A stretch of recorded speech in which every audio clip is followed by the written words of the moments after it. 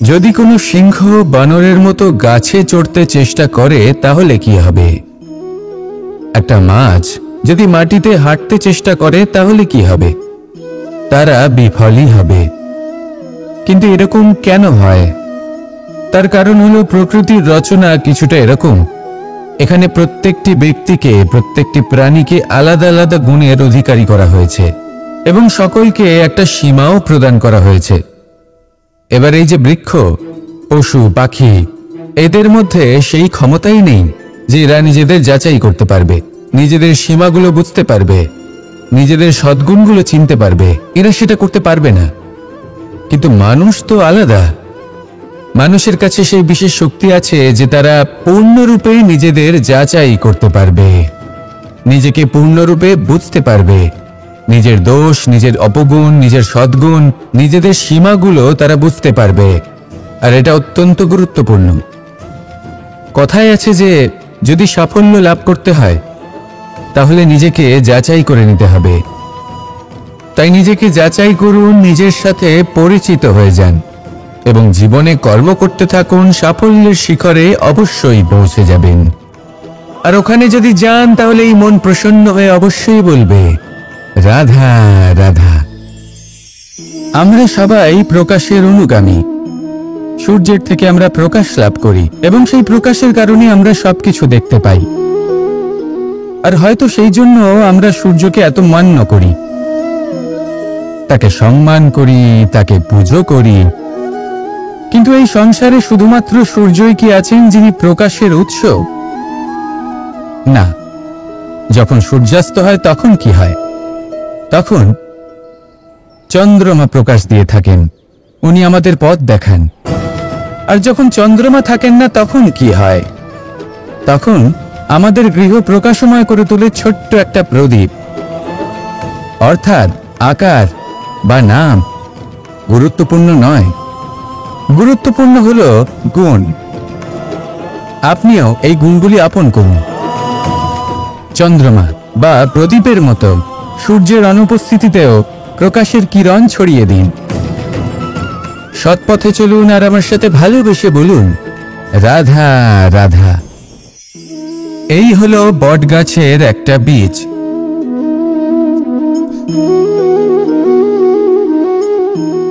চলুন এটা রোপণ করা যাক, একটু জল দেওয়া যাক। এবার এখানে একটা বিশাল বটবৃক্ষ উৎপন্ন হবে। কিন্তু কিভাবে? এতে কে সাহায্য করবে? এটা সম্ভব কে করে দেখাবে? প্রকৃতি। আগে হ্যাঁ, এই সংসারে যা কিছু উৎপন্ন হয়, যা কিছু নষ্ট হয়, তার জন্য প্রকৃতি দায়ী হন। এই প্রকৃতির কারণেই তো রৌদ্র আসে, প্রকৃতির কারণেই বৃষ্টি হয়, জল পাওয়া যায়। তার কারণেই এই বটের বীজ তা এক বিশাল বটবৃক্ষে পরিণত হবে।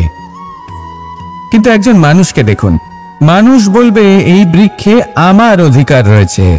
কেন? কারণ আমি বীজ বপন করেছি। এবার সমস্ত কাজ প্রকৃতি করবে আর সমস্ত শ্রেয় মানুষ নিয়ে যাবে। এটা কি উচিত? কখনোই নয়। এবারের উত্তর প্রকৃতিতেই লুকোনো আছে।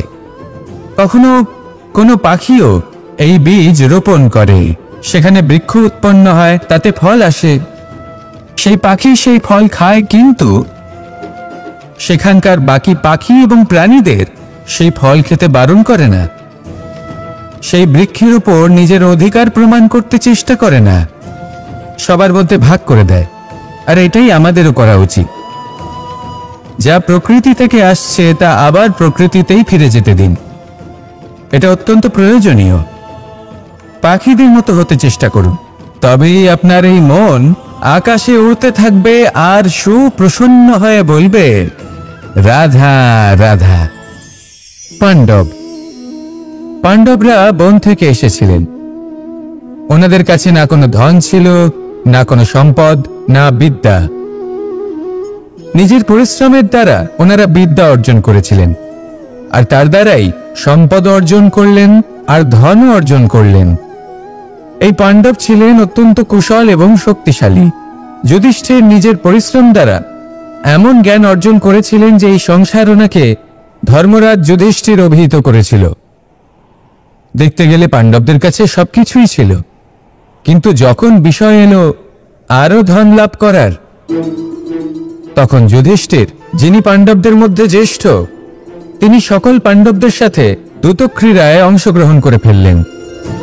এর ফলে না শুধু ধনলক্ষ্মী, ধর্মলক্ষ্মী, বিবেক লক্ষ্মীকেও হারালেন, আর শুধু তাই নয়, নিজের গৃহলক্ষ্মী দ্রৌপদীকেও হারিয়ে ফেললেন। এর কারণ কি?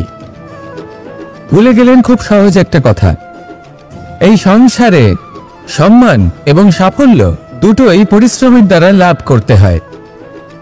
কিন্তু দ্যুতক্রীড়ার এই খেলা আমাদের ভাগ্যের উপর নির্ভরশীল। এই সংসারে দুটি পথ রয়েছে, একটা পথ যেখানে কর্ম এবং পরিশ্রমের দ্বারা আপনি নিজের পথ নিজেই রচনা করতে পারবেন, আর দ্বিতীয় পথ হলো যেখানে এই ভাগ্য এক মুহূর্তে আপনাকে শিখরেও পৌঁছে দিতে পারে, আবার ধূলিসাৎ করে দিতে পারে। আপনি কোন পথ বাছবেন সেই চয়ন আপনারই। আসুন আর আমার সাথে ভালোবেসে বলুন, রাধা রাধা। কিছু মানুষ বড়ই বিচিত্র হন, এমনভাবে জীবনযাপন করেন যেন তাদের কোনোদিন মৃত্যুই হবে না। নিজেদের অহংকারের বশে একটা কথা ভুলে যান, যে যতই তারা নিঃশ্বাস নিচ্ছেন, যতই তারা জীবনযাপন করছেন, ততই তারা মৃত্যুর দিকে এগিয়ে চলেছেন। কারণ আমাদের এই জীবন তার নিঃশ্বাসের উপর নির্ভরশীল। নিঃশ্বাস চলছে মানে জীবন চলছে, নিঃশ্বাস যদি থেমে যায় তাহলে জীবনও থেমে যাবে। আমাদের জীবনের প্রদীপ যে কোনো মুহূর্তে নিভে যেতে পারে, আর কত সময় বাকি রয়েছে সেই বিষয়ে আমাদের কোনো ধারণাই নেই। তাই যে মুহূর্ত আমরা এখন যাপন করছি সেটার সদ্ব্যবহার করে নেওয়া যাক, কোনো শুভ কর্ম করে নেওয়া যাক, এমন কোনো কর্ম যার দ্বারা আমাদের ব্যক্তিত্বতে এমন এক চমক আসে যে আমাদের মৃত্যুর পরেও এই সংসার আমাদের চিরস্মরণীয় করে। কারণ একটা কথা ঠিক, মৃত্যু হলো একটা অটল সত্য, তাকে মেনে নিতেই হবে, স্মরণীয় করে রাখতেই হবে। যে সময় আছে তার সদ্ব্যবহার করুন, আর আমার সাথে ভালোবেসে বলুন, রাধা রাধা। মোহ আপনার অন্তরের আরো একটা শত্রু। এবার মানুষ প্রেম আর মোহের মধ্যে পার্থক্য বুঝতে পারে না। কিছু মানুষ ভাবে যে মোহর মধ্যে খারাপ কি আছে। যদি কোনো মানুষের তার বাবা মার প্রতি, তার সন্তানের প্রতি মোহ থাকে, তবে খারাপ কি আছে? খারাপ আছে, আর সেটা তাদের জন্য খারাপ হতে পারে যাদের প্রতি আপনার এই মোহ আছে। এবার মোহ আর প্রেমের মধ্যে পার্থক্য আপনাকে বোঝাচ্ছি। মোহ শুধুমাত্র পেতে চায়, সেখানে প্রেম শুধুমাত্র দিতে শেখায়। এই দুই পরিস্থিতিতেই আপনার হাত প্রসারিত থাকে। মোহের ক্ষেত্রে কোনো বস্তু বা কোনো ব্যক্তিকে লাভ করার জন্য, আর প্রেমে শুধুই প্রদান করার জন্য। মোহর বশে আপনার পায়ে বাঁধন পড়ে যেতে পারে। যদি মাতা পিতার তার সন্তানের প্রতি মোহ থাকে, তাহলে তারা তাদের সন্তানকে কখনো দুঃখে, চিন্তায়, যন্ত্রণায় দেখতেই পারবে না। সেই জন্য তারা সন্তানকে বেঁধে রাখতে চান একটা সুরক্ষিত ক্ষেত্রে, যেখান থেকে না তারা সংসারকে দেখতে পায়, না পরখ করতে পারে, না কিছু শিখতে পারে, না বিকট পরিস্থিতির সম্মুখীন হতে পারে। ঠিক যে কারণে তারা দুর্বল হয়ে পড়ে, অজ্ঞানী হয়ে ওঠে। তাদের বিকাশ সেখানেই স্তব্ধ হয়ে যায়, আর সেখানে প্রেম শুধুমাত্র বিকাশের পথে নিয়ে যায়। মা বাবা যদি সন্তানকে ভালোবাসেন, তাহলে তাকে ছেড়ে দেন, যে যাও সংসারকে দেখো, পরখ করো আর শেখো। কিভাবে এর সাথে লড়াই করতে হবে সেটা নিজে শেখো। নিজের শক্তি নিজেই বাড়িয়ে তোলো, নিজের পথ চয়ন করো। সেই জন্য এই মোহর শিকল ভেঙে ফেলুন আর প্রেমকে আপন করে নিন। আর এই প্রেম দ্বারাই বলুন, রাধা রাধা। বাল্যকালে যখন আমি মাখন খেতাম, তখন যশোদা মায়ের আমার মাখন খাওয়া নিয়ে কোনো সমস্যা ছিল না। কিন্তু যখন আমি মাখন খেতাম, মাখন চুরি করতাম, তখন যেই প্রকারে বাড়ির পরিচ্ছন্নতা আমি নষ্ট করতাম, তা নিয়ে অবশ্যই যশোদা মায়ের আপত্তি ছিল। আর হবে নাই বা কেন? কথায় আছে যে যদি আমাদের ঘর পরিচ্ছন্ন থাকে, সেখানে লক্ষ্মী বসবাস করে থাকেন, তবেই সেই বাড়িতে সন্তোষ ভাব থাকবে। সেই জন্যই আমাদের যশোদা মা পরিশ্রম করে বাড়ির ভেতর এবং বাড়ির বাহির সবসময় পরিচ্ছন্ন করে রাখতেন। এবার যেইভাবে আমাদের বাড়ি, যেখানে আমাদের পরিবার বসবাস করতেন, সেইভাবেই আমাদের শরীর আর আমাদের আত্মা রয়েছে, যাতে আমরা বসবাস করি। একেও স্বচ্ছ রাখা প্রয়োজনীয়। এবার স্বচ্ছ কিভাবে রাখা যায়? শুধু বাহ্যিক পরিচ্ছন্নতা আর প্রসাধন দ্বারা তা সম্ভব হবে না। জীবনে কিছু কটু অভিজ্ঞতা আমাদের সকলের থাকে। সেই কটু অভিজ্ঞতাগুলির কারণে আমাদের মন, আমাদের আত্মা মলিন হয়ে যায়। এই মালিন্য থেকে আমাদের আত্মাকে মুক্ত করা অত্যন্ত প্রয়োজনীয়। এই স্বচ্ছতা অত্যন্ত প্রয়োজনীয়। আর আমাদের এই মন মালিন্য থেকে মুক্ত হতে পারে শুধুমাত্র প্রেম এবং করুণার দ্বারা। তাই সকলকে ভালোবাসতে থাকুন আর মনের মধ্যে করুণার বোধ জাগ্রত করুন। কারণ যেইভাবে বাড়ি পরিষ্কার থাকলে তাতে লক্ষ্মী বসবাস করেন, সন্তোষবোধ বজায় থাকে, সেইভাবেই যদি মন স্বচ্ছ থাকে তাহলে তাতে সন্তোষও থাকবে, শান্তিও থাকবে। তাহলে ভালোবাসতে থাকুন, মনের মধ্যে করুণাবোধ জাগ্রত করুন আর আমার সাথে ভালোবেসে বলুন, রাধা রাধা। অনেকদিন আগে একটা ব্যক্তি ছিল, নদীর ধারে তার একটা ক্ষেত ছিল, খুব সুন্দর একটা ক্ষেত। পরিশ্রম করে সেখানে সে ফসল উৎপাদন করলো। একদিন বন্যা হলো আর সমস্ত ফসল বয়ে নিয়ে গেল। প্রতি বছর বন্যা হতো আর বারবার ওর ফসল বয়ে নিয়ে যেত। সে ব্যক্তি খুব দুঃখী হয়ে পড়ল। সে ভাবল, কেন বারবার আমার সাথে এরকম হয়?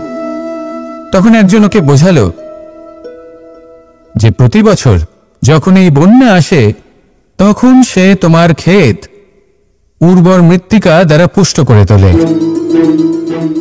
তখন সেই ব্যক্তি বুঝতে পারল যে প্রকৃতি ওকে কত বড় একটা উপহার দিয়েছে। প্রতি বছর বন্যা শেষ হওয়ার পরে সে ফসল উৎপাদন করত এবং তাতে 10 গুণ বেশি ফসল হতো।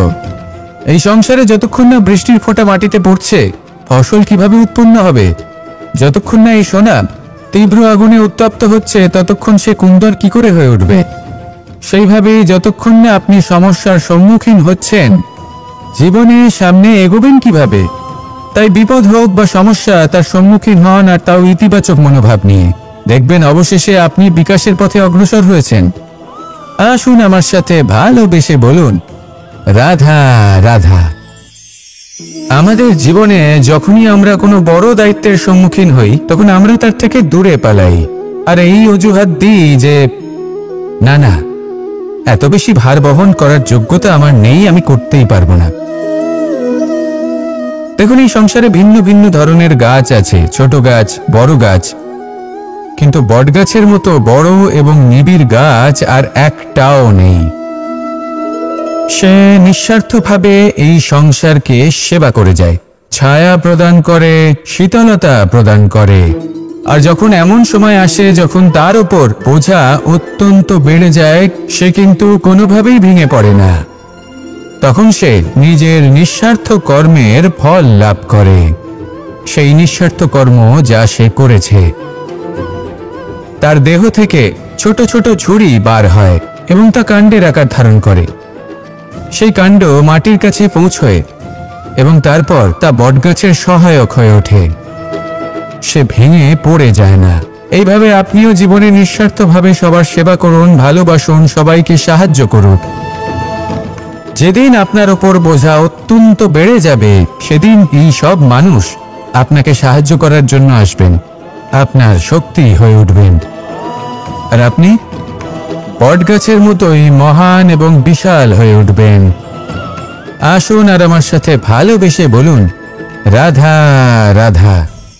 একদিকে হলো আঙুর আর অন্যদিকে কিশমিশ। দেখতে গেলে এই দুটোই সবারই খুব প্রিয়। শিশু হোক, যুবক হোক বা কোনো বৃদ্ধ ব্যক্তি হোক না কেন। আর দেখতে গেলে এই কিশমিশ, এটা আঙুর থেকেই আসে, তারই অন্য একটি রূপ। কিন্তু কখনো হাটে যান আর গিয়ে জিজ্ঞেস করুন যে এই কিশমিশ আর আঙুর, এই দুইয়ের মধ্যে অধিক মূল্য কার? আপনিও নিশ্চয়ই জানবেন যে কিশমিশের মূল্য আঙুরের থেকে অনেক গুণ বেশি। এবার এরকম কেন হয়? এর পেছনে কি কারণ থাকতে পারে? একদিকে হলো সেই আঙুর যা টাটকা অবস্থায় গাছ থেকে পেড়ে খাওয়া যায়, আর অন্যদিকে হলো কিশমিশ যাকে মাসের পর মাস রোদে ফেলে রাখা হয়। একদিকে আঙুর যা কিনা অত্যন্ত রসালো, আর কিশমিশে কোনো রসই নেই। একটি হলো অত্যন্ত কোমল এবং সুন্দর, অন্যটি অমসৃণ এবং তাতে বিন্দুমাত্র সৌন্দর্য নেই, তাও তার মূল্য বেশি।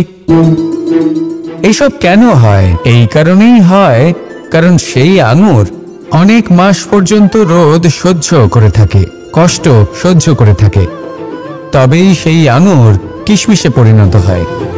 এবার জীবনের কড়া রোদ যাকে সহ্য করতে হয় তার সাথেও এটাই হয়ে থাকে, তারও মূল্য আপনা থেকেই বৃদ্ধি পায়। আপনার জীবনে আপনার গুণ, আপনার প্রতিভা তা অত্যন্ত গুরুত্বপূর্ণ, কিন্তু যখন আপনি অভিজ্ঞতা লাভ করেন তখনই সেই অভিজ্ঞতা আপনার গুণ এবং প্রতিভাকে আরো অনেক বেশি শ্রেষ্ঠ করে তোলে। তাই জীবনের কঠোর রোদের মধ্যেও দাঁড়িয়ে থাকাটা শিখে নিন, সাহসের সাথে কঠিন পরিস্থিতির সম্মুখীন হওয়াটা শিখে নিন। ঠিক এইভাবেই অভিজ্ঞতা লাভ করতে হয়, আর এই অভিজ্ঞতা আপনার মূল্য বৃদ্ধি করতেই থাকবে, করতেই থাকবে। আর তখন এই মন প্রসন্ন হয়ে বলবে, রাধা রাধা। মানুষের জীবনে সবসময় কিছু না কিছু ঘটে চলেছে, কখনো ভালো কিছু ঘটে, আবার কখনো দুর্ঘটনা ঘটে। এবার যখনই কোনো দুর্ঘটনা ঘটে মানুষ ঈশ্বরের কাছে প্রার্থনা করে যে হে ঈশ্বর, আমাকে রক্ষা করুন, এই বিপদ থেকে আমাকে উদ্ধার করুন, বা সে সেই সমস্ত দোষ চাপিয়ে দেয় নিজের প্রারব্ধ, নিজের ভাগ্যের ওপর। কিন্তু যদি আপনি গভীরভাবে ভাবেন তাহলে প্রত্যেক দুর্ঘটনা, বাধা এবং বিপদ আপনার জীবনে শুধু একটাই উদ্দেশ্য নিয়ে আসে, আপনাকে আরো যোগ্য করে তোলার জন্য। যদি আপনাদের একটা উদাহরণ দিই, বর্ষার ঋতুতে যখন প্রচন্ড মাত্রায় বৃষ্টি পড়ে, ছাদ থেকে জল পড়তে থাকে, তখন আপনি নিশ্চিত করে নেন, স্থির করে নেন যে এবার আমি এই ছাদকে নতুন করে বানিয়ে তুলব, আরো শক্তিশালী বানিয়ে তুলব, আরো দৃঢ় বানাবো। আপনার জীবনে যখন কোনো অসুখ করে, তারপর আপনি জীবনে আরো সাবধানী হয়ে যান, আরো সতর্ক হয়ে যান, স্থির করে নেন যে এটা যেন দ্বিতীয়বার না হয়, ঠিক কিনা? এই বিপদ, এই দুর্ঘটনা, এই সংকট, এগুলো জীবনে আসবে আপনাকে আরো শ্রেষ্ঠ করে তোলার জন্য। এবার এটা আপনার ওপর, আপনি একে ভাগ্যের পরিহাস বলে মনে করবেন নাকি ঈশ্বরের সংকেত মনে করবেন যিনি আপনাকে আরো শ্রেষ্ঠ করে তুলতে চান। সিদ্ধান্ত আপনারই। আসুন আর আমার সাথে ভালোবেসে বলুন, রাধা রাধা। আমাদের মধ্যে বেশিরভাগ মানুষ কোনো না কোনো মহাশক্তির উপস্থিতিকে বিশ্বাস করেন। আমরা মনে করি যে এ হল সেই মহাশক্তি যার প্রভাব, যার কৃপা চিরকাল আমাদের উপর বজায় থাকে। আমাদের কর্মের উপর, কর্মফলের উপর চিরকাল তার দৃষ্টি থাকে। আমাদের মধ্যে কেউ একে ঈশ্বর মনে করেন, কেউ বা প্রকৃতি মনে করেন, বা কেউ কোনো গৃহপালিত পশুর মধ্যে মহাশক্তির দর্শন লাভ করেন, বা কেউ কোনো বস্তুর মধ্যে। প্রত্যেকের নিজস্ব বিশ্বাস আছে, কিন্তু সেই শক্তির থেকে আশীর্বাদ লাভের জন্য বা কোনো ইচ্ছে পূরণের জন্য আমরা কখনো না কখনো মন্দিরে যাই। এই মন্দির শব্দের সূত্রপাত কিভাবে, আগে সেটা বুঝে নেওয়া যাক। মন্দির এই শব্দের আরম্ভ হলো মনের দ্বারা, কিন্তু বেশিরভাগ মানুষ যখনই মন্দিরে যান কোনো ইচ্ছে পূরণের জন্য বা ইচ্ছে পূরণ হওয়ার পরে ধন্যবাদ দেওয়ার জন্য, তখন তিনি শুধুমাত্র শারীরিকভাবে সেখানে উপস্থিত থাকেন, তার মন তো সাংসারিক কাজের মধ্যেই ঘোরাফেরা করতে থাকে, তাই না? তাহলে বলুন, এর অর্থ কি?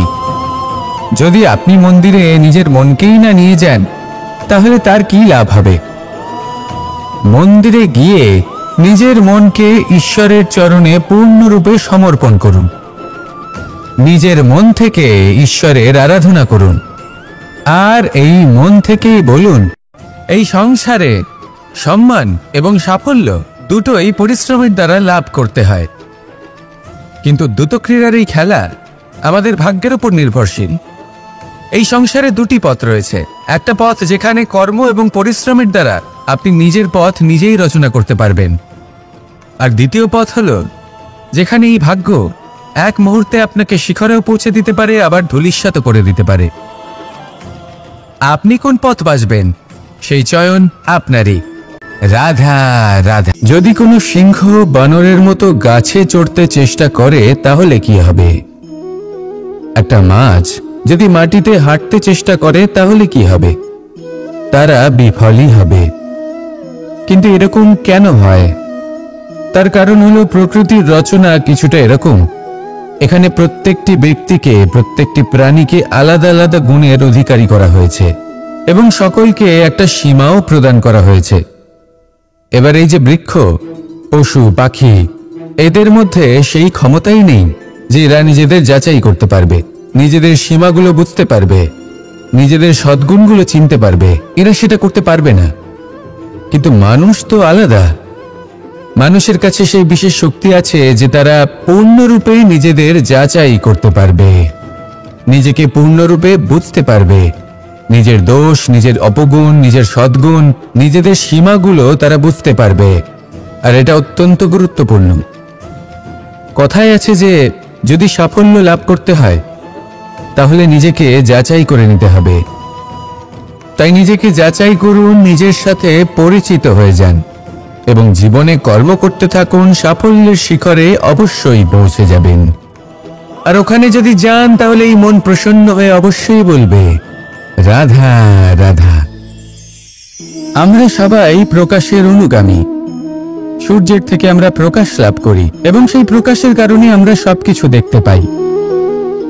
আর হয়তো সেই জন্য আমরা সূর্যকে এত মান্য করি, তাকে সম্মান করি, তাকে পুজো করি। কিন্তু এই সংসারে শুধুমাত্র সূর্যই কি আছেন যিনি প্রকাশের উৎস? না। যখন সূর্যাস্ত হয় তখন কি হয়? তখন চন্দ্রমা প্রকাশ দিয়ে থাকেন, উনি আমাদের পথ দেখান। আর যখন চন্দ্রমা থাকেন না তখন কি হয়? তখন আমাদের গৃহ প্রকাশময় করে তোলে ছোট্ট একটা প্রদীপ। অর্থাৎ আকার বা নাম গুরুত্বপূর্ণ নয়, গুরুত্বপূর্ণ হলো গুণ। আপনিও এই গুণগুলি আপন করুন। চন্দ্রমা বা প্রদীপের মতো সূর্যের অনুপস্থিতিতেও প্রকাশের কিরণ ছড়িয়ে দিন। সৎপথে চলুন আর আমার সাথে ভালোবেসে বলুন রাধা রাধা। এই হলো বটগাছের একটা বীজ।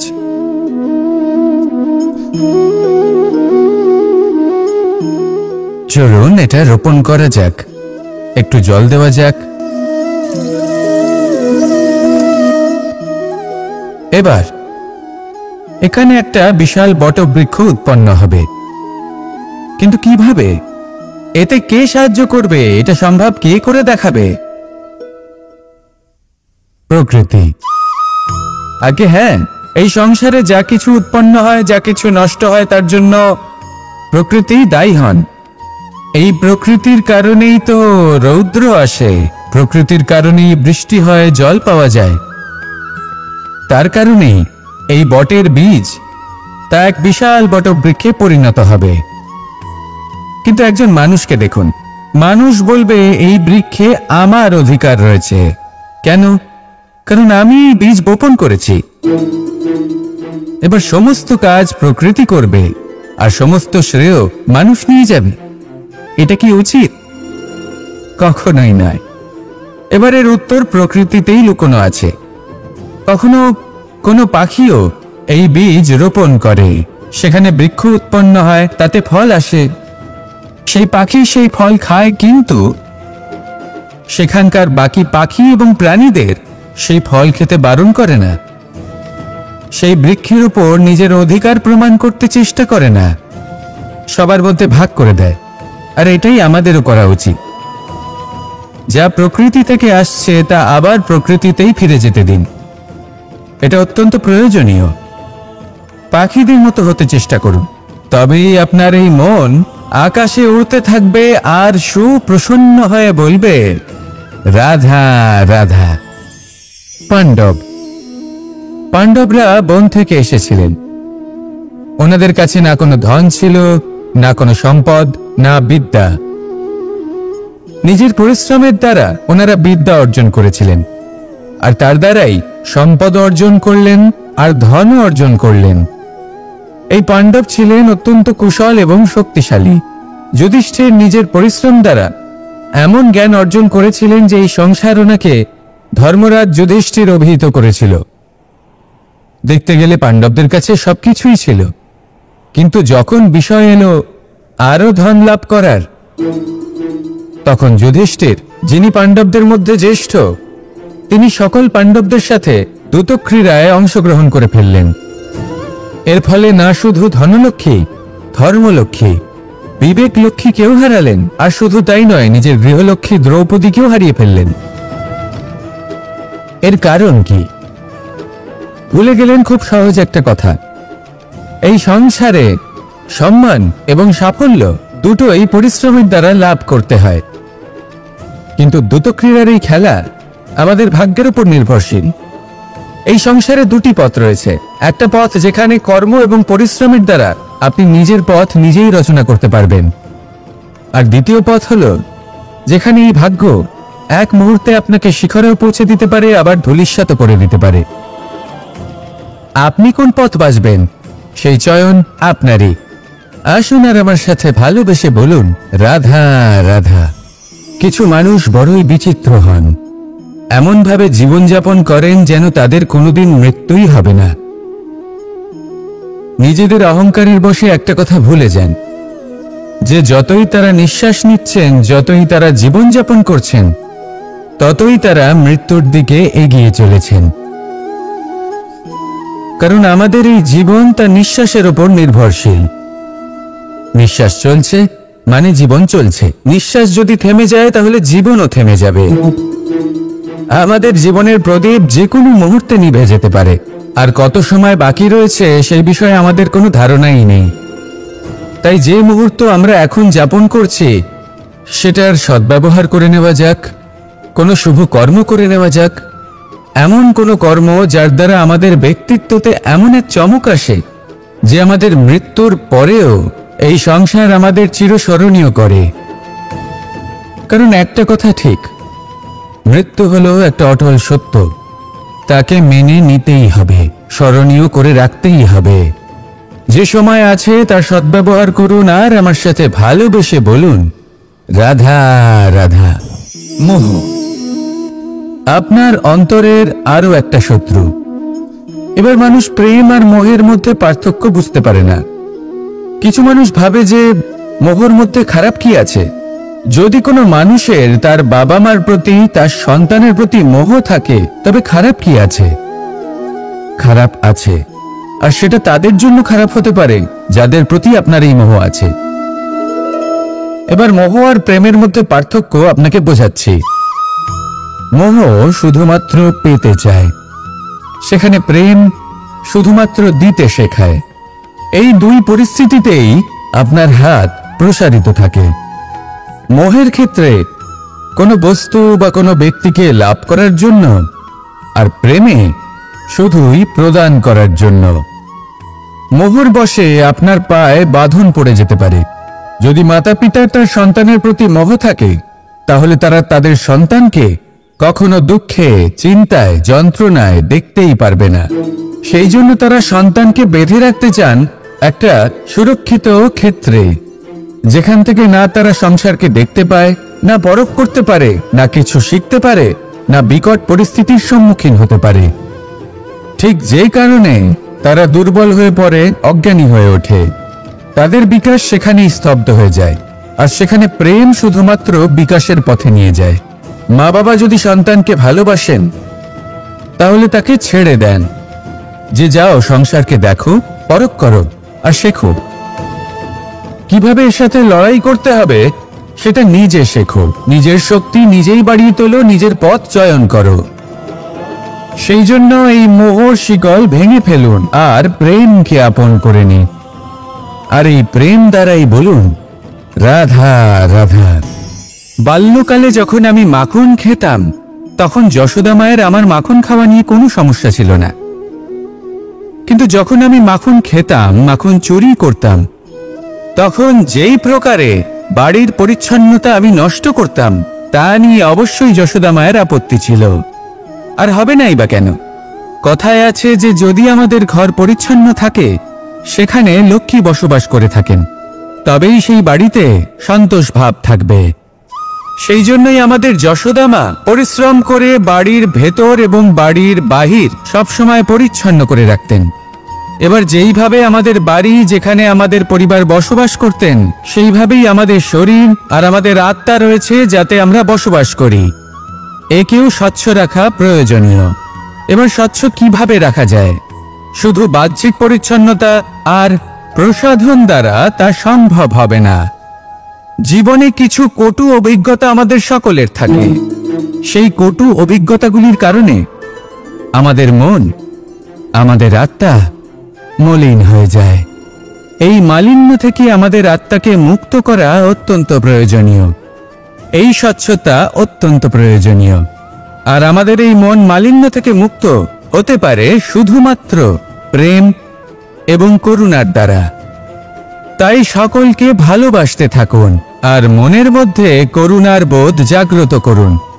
কারণ যেইভাবে বাড়ি পরিষ্কার থাকলে তাতে লক্ষ্মী বসবাস করেন, সন্তোষবোধ বজায় থাকে, সেইভাবেই যদি মন স্বচ্ছ থাকে তাহলে তাতে সন্তোষও থাকবে, শান্তিও থাকবে। তাহলে ভালোবাসতে থাকুন, মনের মধ্যে করুণাবোধ জাগ্রত করুন আর আমার সাথে ভালোবেসে বলুন, রাধা রাধা। অনেকদিন আগে একটা ব্যক্তি ছিল, নদীর ধারে তার একটা ক্ষেত ছিল, খুব সুন্দর একটা ক্ষেত। পরিশ্রম করে সেখানে সে ফসল উৎপাদন করলো। একদিন বন্যা হলো আর সমস্ত ফসল বয়ে নিয়ে গেল। প্রতি বছর বন্যা হতো আর বারবার ওর ফসল বয়ে নিয়ে যেত। সে ব্যক্তি খুব দুঃখী হয়ে পড়ল। সে ভাবল, কেন বারবার আমার সাথে এরকম হয়?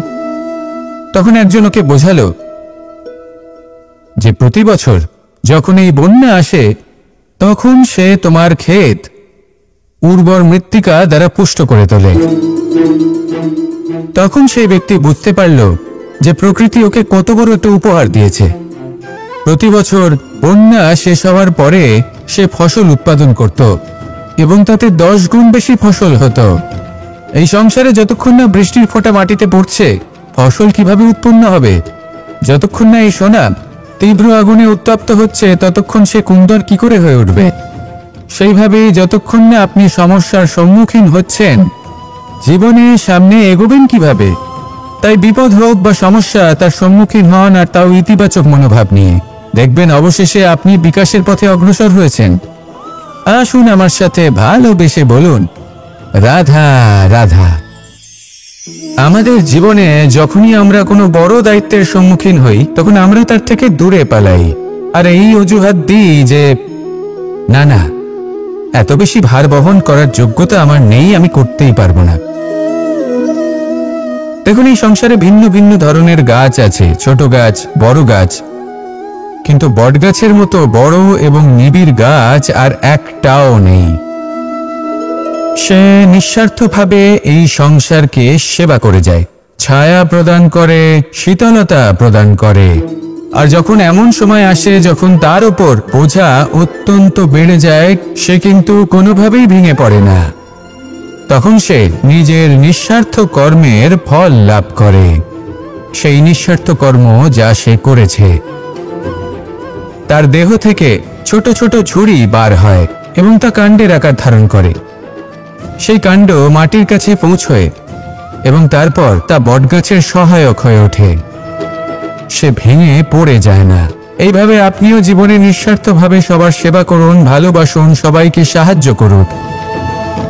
যেদিন আপনার ওপর বোঝা অত্যন্ত বেড়ে যাবে, সেদিন এই সব মানুষ আপনাকে সাহায্য করার জন্য আসবেন, আপনার শক্তি হয়ে উঠবেন, আর আপনি বটগাছের মতোই মহান এবং বিশাল হয়ে উঠবেন। আসুন আর আমার সাথে ভালোবেসে বলুন, রাধা রাধা। একদিকে হলো আঙুর আর অন্যদিকে কিশমিশ। দেখতে গেলে এই দুটোই সবারই খুব প্রিয়। শিশু হোক, যুবক হোক বা কোনো বৃদ্ধ ব্যক্তিই হোক না কেন। আর দেখতে গেলে এই কিশমিশ, এটা আঙুর থেকেই আসে, তারই অন্য একটি রূপ। কিন্তু কখনো হাটে যান আর গিয়ে জিজ্ঞেস করুন যে এই কিশমিশ আর আঙুর, এই দুইয়ের মধ্যে অধিক মূল্য কার? আপনিও নিশ্চয়ই জানবেন যে কিশমিশের মূল্য আঙুরের থেকে অনেক গুণ বেশি। এবার এরকম কেন হয়? এর পেছনে কি কারণ থাকতে পারে? একদিকে হলো সেই আঙুর যা টাটকা অবস্থায় গাছ থেকে পেড়ে খাওয়া যায়, আর অন্যদিকে হলো কিশমিশ যাকে মাসের পর মাস রোদে ফেলে রাখা হয়। একদিকে আঙুর যা কিনা অত্যন্ত রসালো, আর কিশমিশে কোনো রসই নেই। একটি হলো অত্যন্ত কোমল এবং সুন্দর, অন্যটি অমসৃণ এবং তাতে বিন্দুমাত্র সৌন্দর্য নেই, তাও তার মূল্য বেশি। এইসব কেন হয়? এই কারণেই হয় কারণ সেই আঙুর অনেক মাস পর্যন্ত রোদ সহ্য করে থাকে, কষ্ট সহ্য করে থাকে, তবেই সেই আঙুর কিশমিশে পরিণত হয়। এবার জীবনের কড়া রোদ যাকে সহ্য করতে হয়, তার সাথেও এটাই হয়ে থাকে, তারও মূল্য আপনা থেকেই বৃদ্ধি পায়। আপনার জীবনে আপনার গুণ, আপনার প্রতিভা তা অত্যন্ত গুরুত্বপূর্ণ, কিন্তু যখন আপনি অভিজ্ঞতা লাভ করেন তখনই সেই অভিজ্ঞতা আপনার গুণ এবং প্রতিভাকে আরো অনেক বেশি শ্রেষ্ঠ করে তোলে। তাই জীবনের কঠোর রোদের মধ্যেও দাঁড়িয়ে থাকাটা শিখে নিন, সাহসের সাথে কঠিন পরিস্থিতির সম্মুখীন হওয়াটা শিখে নিন। ঠিক এইভাবেই অভিজ্ঞতা লাভ করতে হয়, আর এই অভিজ্ঞতা আপনার মূল্য বৃদ্ধি করতেই থাকবে, করতেই থাকবে। আর তখন এই মন প্রসন্ন হয়ে বলবে, রাধা রাধা।